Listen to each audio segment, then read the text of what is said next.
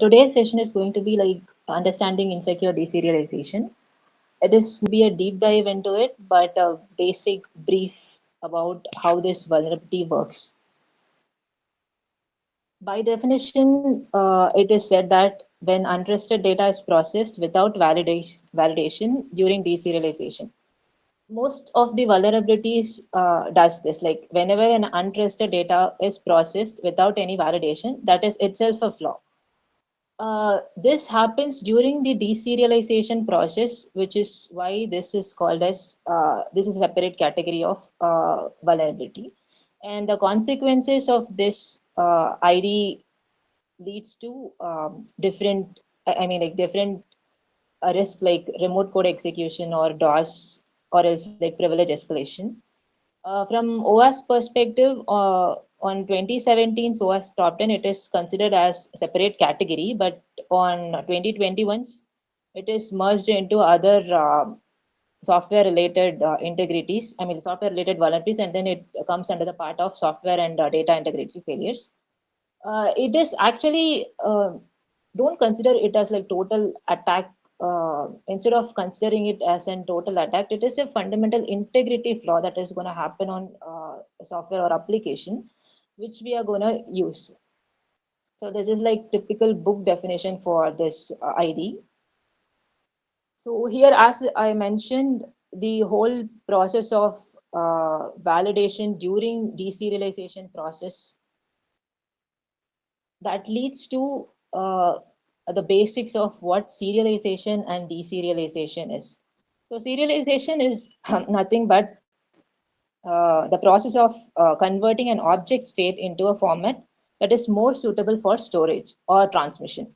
To put it in a simple way, we are gonna like flattening a complex data structure so that it will be easy for us to work with it or like work for, I mean, the application to work with it.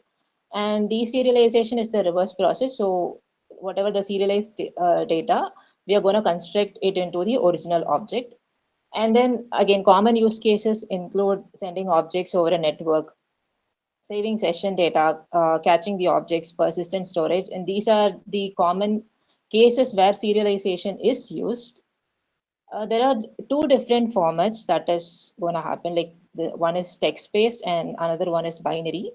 Text based binary is non-readable format, whereas text based is readable. And binary is mostly it will be executable format, so which is considered as not secure compared to text based because there is no execution involved in text based serialization. So this is the basic. The diagram actually shows that whatever the objects is there in the program, if it's gonna convert into suitable format, it will called as serialization and the opposite deserialization. This is one basic example in PHP where the title, I mean, like here they have like two arrays. One is like title and the other one is content.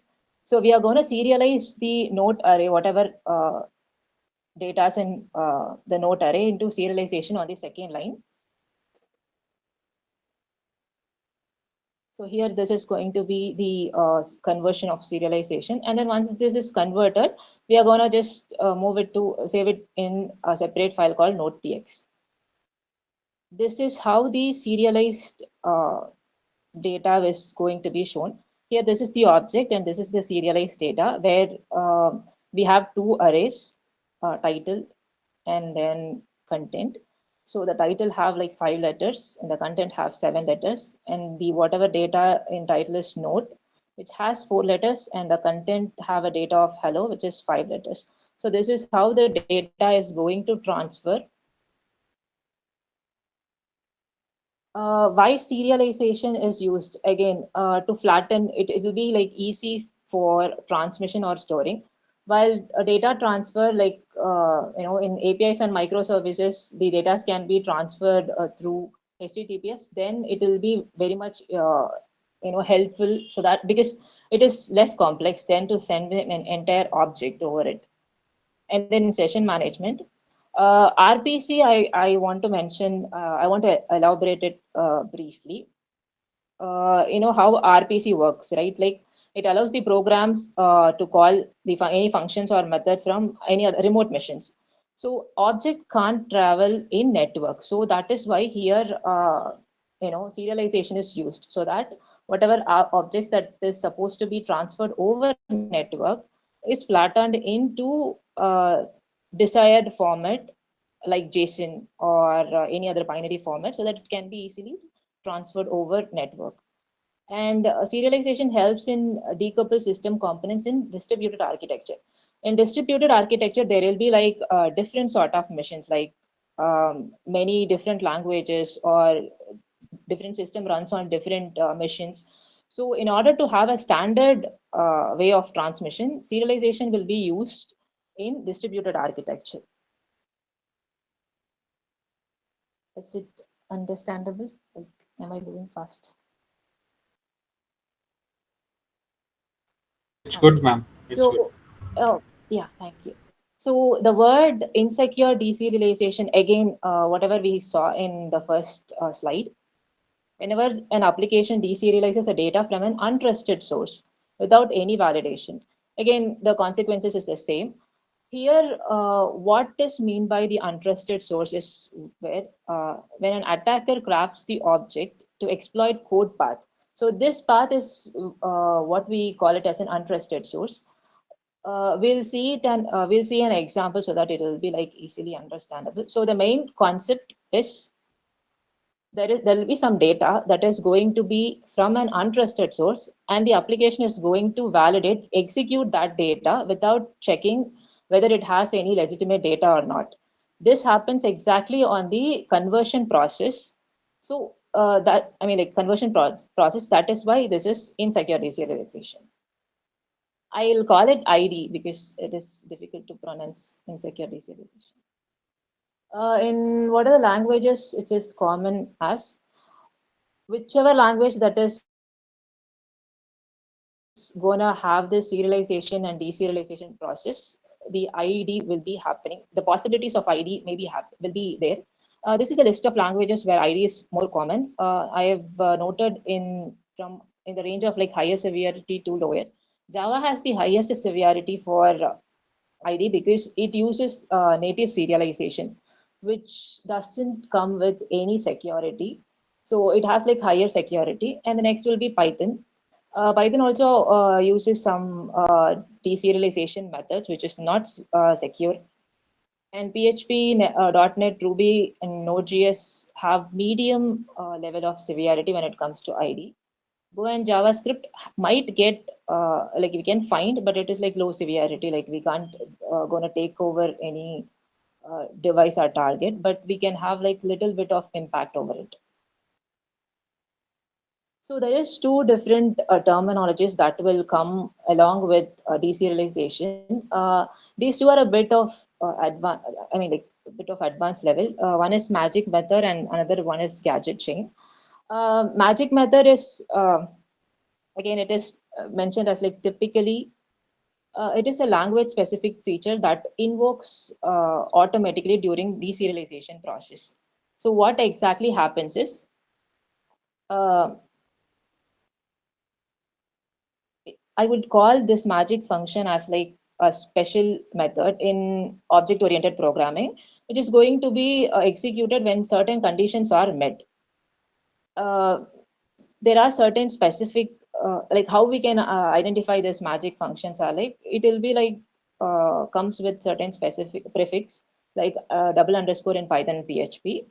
And the gadget chain is more of using I mean like it is a combination, it is a construction of different multiple magic methods of function so that we can it is a chain of magic methods. I will just put it in that way to get it easily. And then it comes with then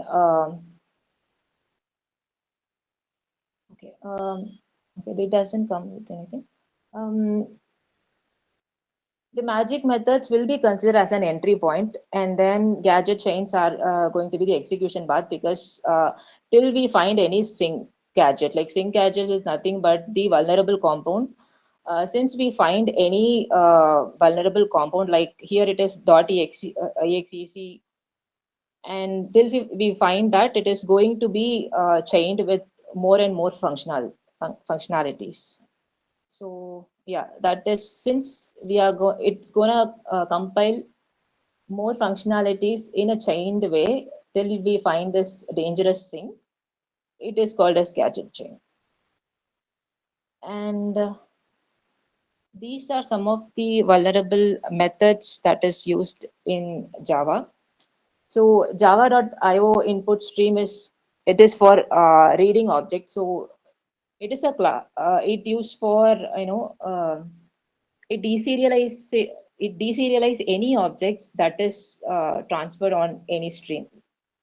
And XML bind and XML decoder is for XML deserialization. Uh, these both are for XML deserialization, but the vulnerable method are different on both cases. For UN marshaller, it will be like UN marshal, but for XML decoder, it's different. And for object mapper, it uses when the polymorphic deserialization is enabled. Polymorphic deserialization, I'll give an example later on a different slide. Just for now, the object mapper is going to use on polymorphic deserialization. And YAML is for, it is gonna instantiate the RCs, like the arbitrary code, whenever it is used. These are the vulnerable methods that we are gonna use for deserialization process. This is a very simple example. So, okay, the attacker is going to craft one file. The file is nothing but data.ser. So what the data.ser is going to contain is this whole code. Here, what they are doing is like he's going to craft a class called evil object, which is serialized, and this have an read dot object, which is a vulnerable method that will comes under the object input stream. So there is like object input stream have read object, and object output stream have write object. Input stream is for deserialization, and output stream is for serialization. So here, as soon as the evil object is, I mean, like once the read object is executed, it is going to be automatically whenever, I mean, like whenever this is called, this is going to be called when deserialization is happens automatically. So this is going to have, this is the sync as we saw over there. So here it is not in like serious thing, vulnerability. Like we are just gonna launch a calculator. If we are gonna get an RC, we can perform any other activity as the attacker wants. Here we are just gonna open the calculator. So as soon as the read dot object, I mean, like once the deserialization starts, it is gonna execute. So what exactly happens is um, that entire program is going to be saved on data.ser. So the victim program, this is the victim program. The vulnerable application is going to have this set of code. When the object dot input stream, when this going to get executed, it is going to call this in dot read object, which actually is, it actually triggers in dot read object. As soon as the in dot read object is triggered, it is going to deserialize this one, and where it is going to get executed the vulnerable sync. So this is what the entire flow is. I'll just explain it again simply because I've just confused it. There are two files. One is the vulnerable file. This is the vulnerable application code. And there is another code where the attacker is giving the exploit. And this is the dangerous sync, which means that every time if this function is deserialized, this is going to get execute automatically. So as soon as this data.ser, as I said, like input stream, we are gonna deserialize. So as soon as it got deserialized, this is going to trigger this, and then this will execute this. At the end, it will launch the calculator app. So this is what the workflow is. Why this is vulnerable is this is actually an exploit. Without validating what has happened, what is there in this file, the application is going to execute it. That is why this whole process is this is like insecure deserialization. Without the validation, just this just happened. So this is called as insecure deserialization. And in order to mitigate this, we are going to use one simple method, which is object input filter. Object input filter is used to filter the classes at runtime. So it intercepts the deserialization process, and if the class have any vulnerable things, I mean, if the class is on whitelist, it is going to continue with the deserialization. If the class is not on the whitelist, it is going to exit the deserialization process, and then it will going to get out of this loop. So here, since the it's going to happen on runtime, so whenever any vulnerable uh, exploits or payload is found, it is going to stop this deserialization process. Since the deserialization process is stopped, this is not going to get triggered, and this is not going to get worked. That example is understandable, or do I have to explain it again? I feel like I'm confused there.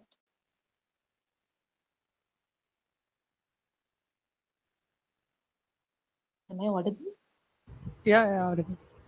Audible audible. இல்லை யாரும் doubts இருந்துச்சுன்னா கேளுங்க pros, நம்ம அவங்க explain பண்ணுவாங்க. Yeah, like mitigation part மட்டும் ஒரே தடவை எக்ஸ்பிளைன் பண்ண முடியுமா madam? okay, mitigation part is nothing but see, instead of, so we are having this object input stream, right? This is the vulnerable application. So here we are just having these two lines. So just the object input stream, and it gets it file in, and then as soon as it got, it is going to trigger the read object. Because there is no validation is happening over here, this is going to directly go over here and then going to execute it. Instead of these two lines, what we are going to do is like we are going to add this code. This is for, we are going to use like object input filter, which is an another method that will actually filter each and every object that is sorry, each and every classes on the runtime, so that any classes, say this class is having an evil object, it's as an exploit put. So while runtime, that filter object input filter is gonna intercept and then check whether this class is on any whitelist. Since evil object is not going to be on a whitelist, uh, it is going to stop this deserialization process, so that this entire thing is not going to work. This data.ser file is not going to get executed.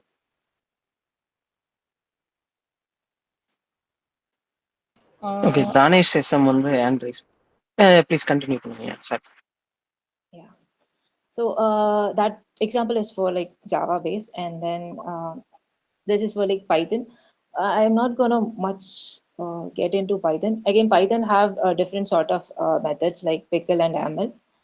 Pickle mostly have it's for like a reading file from like objects, and then while YAML is for, it uses like default loader, and it execute mostly arbitrary constructors. So these two are different.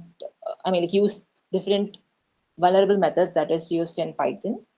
And again, there are different sort of methods for each programming language. For PHP, that is different. So now we'll go for an example. Let's assume there is an attack chain. Again, with the previous code, we'll just give a like brief how that entire attack is going to happen. Attacker is going to discover a deserialized endpoint. Means the application is going to have uh, a deserialization endpoint, and he is going to craft a payload, and then they inject the payload. Once the server deserialize that without validation, the payload gonna execute. Now going back to this, so this is what the payload is. Now the attacker found there is a vulnerable method which is read.object, and here it is going to trigger. So once he found that this application have a vulnerable point, they are gonna create a custom exploit that might get executed, and then they have created this, and they have sent it to this vulnerable application. While when I mentioned like they are going to send it to this vulnerable application, there comes a question like how they are going to send it. Like this is something an attacker made. This is the application which is vulnerable. So we have a question like why, how come this is happening over, like we got it over here. So we have different sort of methods through which it can be happen. Like either it can be sent over, let's say if the application have any file uploading option, so we can send it through that, like through web interface or through http request, either in body cookie or anywhere we can send it, or any inter service that this, I mean like any inter services that is happening between, which actually serialize, which actually transfers serialization, serialized data. So through these different sort of different forms, we can actually uh, send the attacker's customized exploit to the application. So this is the attack chain. We all know about log4j vulnerability. So I'm going to give that as an example for insecure deserialization. Again, it is not a directly an ID attack, but it actually used as in wait, it actually used some of the mechanism to leverage this, and how this works, we'll see. So this is how exact log4j is works. So when an attacker triggers the target device to log the JNDI string in some way, most obvious way is like via website headers. As we saw it, like the uh, it can be sent over headers or any other features. Here they are like using website headers. So this is what the exploit is, which attacker is sent on the header. So get HTTP host is example user agent, where dollar $JNDI colon is, can I LDAP and then evil.com slash some sort of exploit. So this is the path which attacker sent, which is the source where it's gonna get, and this is the whole exploit. So as soon as it's sent, the log4j is going to parse whatever that is between the curly braces. It is going to take it as a lookup. So JNDI is nothing but the Java naming and directory interface. So as soon as this is get, it is going to look up for LDAP evil.co and slash access on the JNDI lookup. So once they find it, what they'll do is like now the log4j process the string and then queries a malicious LDAP server. So this LDAP server is going to respond to the JNDI since it is a lookup. Once it is done, the JN it is not going to return a normal data, but with the reference to this malicious Java object that is hosted. So the response is going to be not, it is supposed to be a normal response, but here the exploit is mentioned in this LDAP path. So it is going to give the response based on this. So the vulnerable application, upon receiving this, it is going to deserialize this without any validation, since it is from a LDAP server. There comes again the now the exploit will be executed since the deserialization has happened. With the previous example, again step one is attacker is going to send an exploit. It is going to it is sent to the victim's application. Once the victim application is have some sort of vulnerable methods for serialization. Here, this vulnerable method was JNDI. Why that is? I'll explain why that is a vulnerable method. And as soon as they are going, I mean, like it came to this vulnerable method, it's going to execute without validation. And as soon as it get executed, whatever the attacker is mentioned over here is going to get executed. This is what the whole point was about. So again, I mentioned Log4j is not a direct serialization attack. Rather than it is like uh, it is I mean, it is not.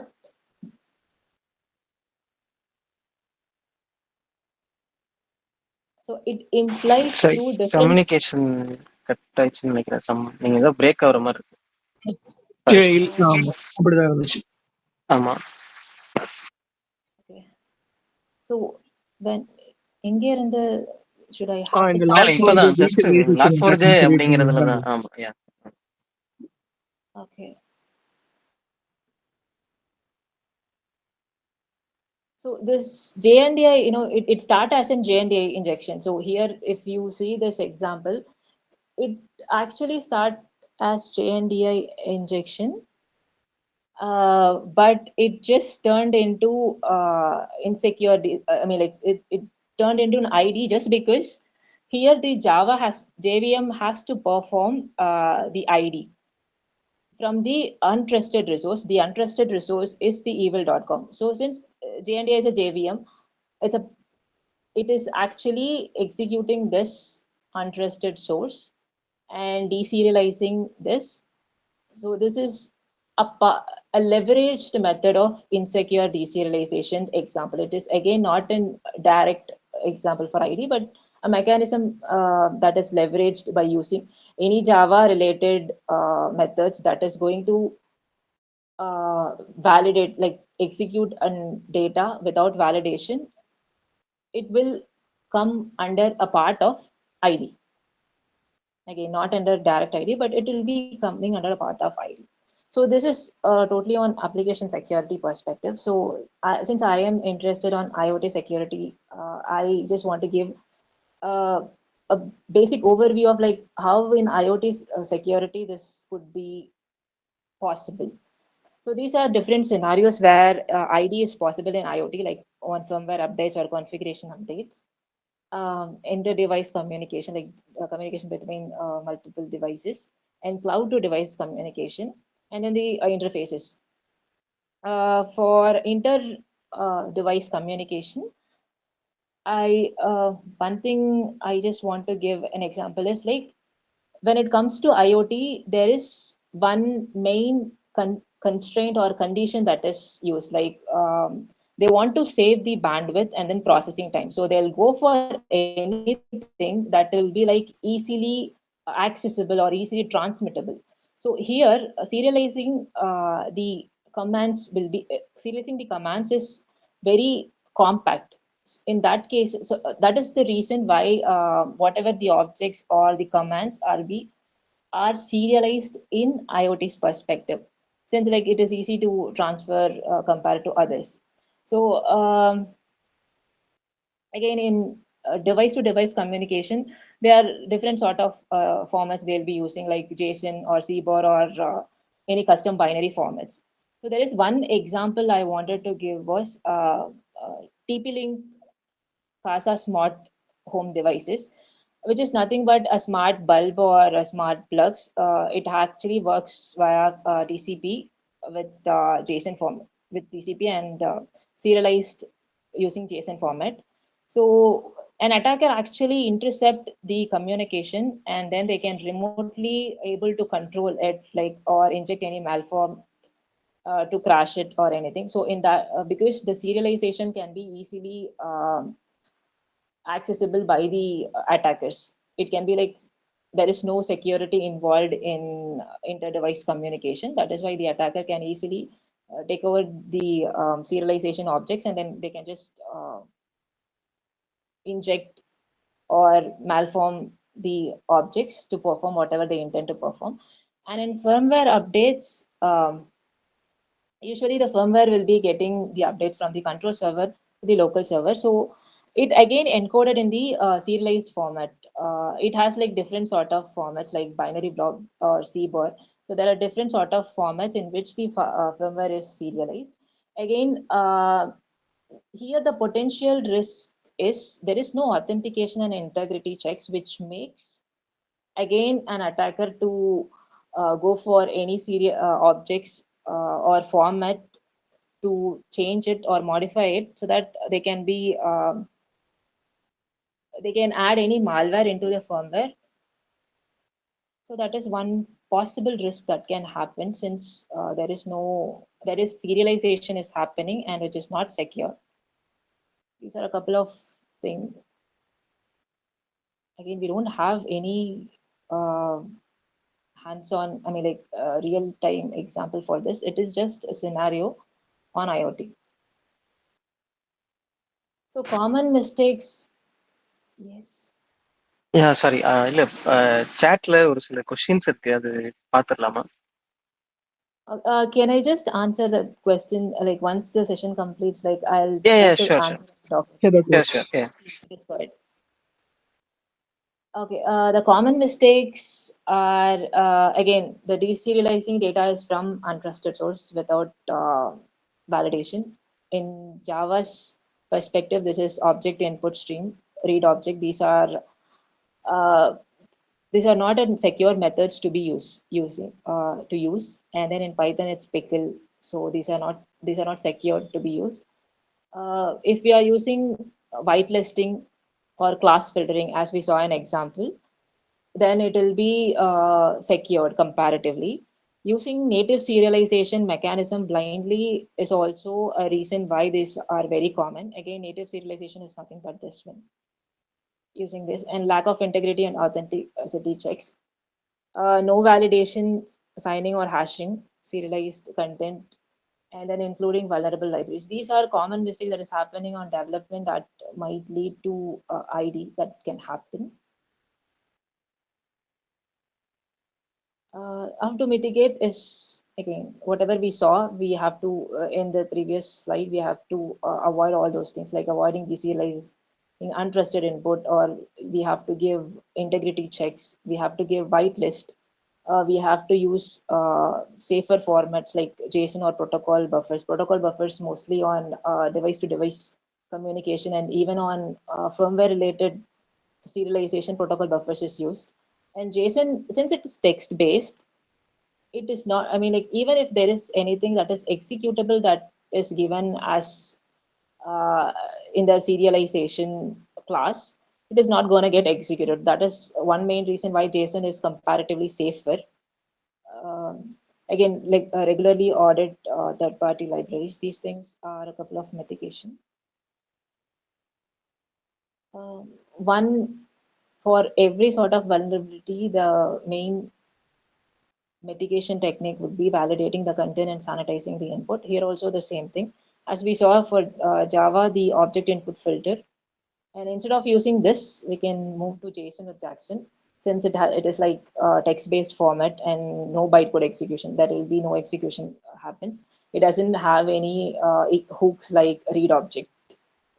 So these can be used in the pre-development phase so that we can avoid ID. And in Python, using these JSON.loads and YAML safe_load can also prevent ID to happen.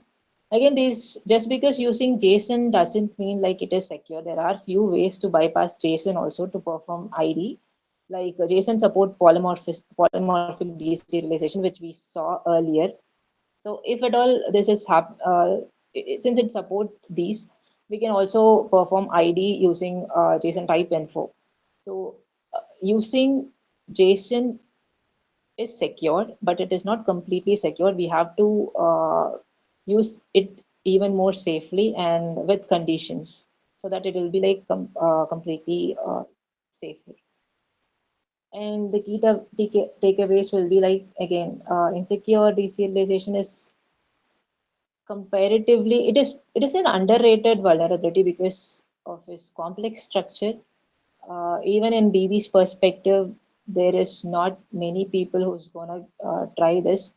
The lighting that, I mean, like the fame that injection or any auth related vulnerabilities or either access control related vulnerabilities is getting, these things are not you know they are not that much famous, so there will be like very less competition in this sort of vulnerabilities.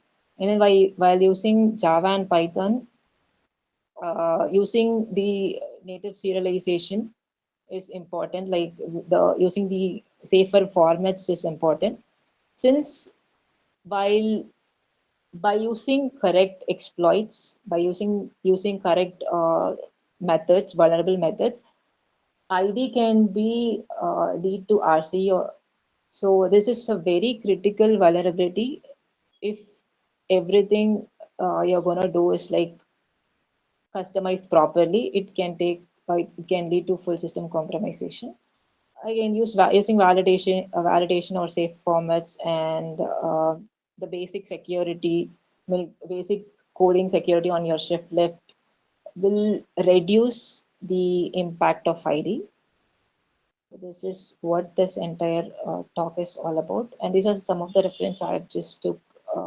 If you want to like clear picture of what ID is, you can just go through this. And the Java RC have like more of a detailed explanation about how ID works, and you can also try the THM to have like hands-on experience with related to ID. So this is what today's topic is all about. And if you're, yeah, thank you G. இல்ல இல்ல நம்ம அந்த அதான் கொஸ்டின்ஸ்க்கு போலான்னு சொல்ல வந்தேன், வேற ஒன்றும் இல்லை. நீங்க கண்டினியூ பண்ணுங்க sir. okay. So once this, like why this topic I've chosen is this. There are few vulnerabilities which is very underrated, like ID, XXC, and then broadcast related vulnerabilities. Like a couple of weeks back, there was this Android internals talk where the talk about broadcast came. So these are sort of underrated because of their complex nature, but while doing it correctly, it can have a very severe impact. So if anyone is interested, you can actually go for these sort of, I mean, like these underrated vulnerability research. So yeah. So can I answer the question? Like I'll just compile the question. I'll answer it and post it in Discord. Is that fine? Fine, பார்த்துக்கலாம், அது I'll issue just இல்லை. get a question. I'll just get all these questions. I'll just post the answer in Discord. Okay okay fine. Okay. So that's all for today's session. Okay okay nice. இது ஆக்சுவலா ஏதாவது okay, try hack me தவிர வேற எதுவும் labs suggest பண்ணுவீங்களா? I think HDBs also have insecure deserialization cube over there. அங்க try பண்ணலாம். Okay And okay கண்டிப்பா. HTM is like it is a basic HTM. I mean, like THM have like very basic. You don't need too much of knowledge about how ID works and all. It's like very basic. So if you are a beginner, this will work. Okay okay fine.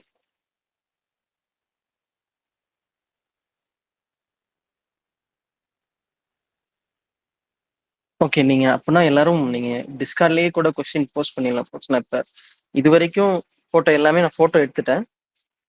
Okay, ஆமா, இல்ல இல்ல, இப்போ அவங்களுக்கு ஆடியன்ஸ்க்கு சொல்றேன், எல்லாமே photo எடுத்துட்டேன். நீங்க வேற எதுவும் கொஸ்டின்னா நீங்க வந்து டிஸ்கார்ட்ல வந்து அந்த செஷன்ஸ்னே ஒரு இது இருக்கு, அதுல நீங்க கொஸ்டினை போடுங்க, வந்து நமக்கு வந்து ஆன்சர்ஸ் கிடைக்கும். நம்ம வந்து மகாஜி வந்து ஆன்சர்ஸ் கொடுப்பாங்க. not going to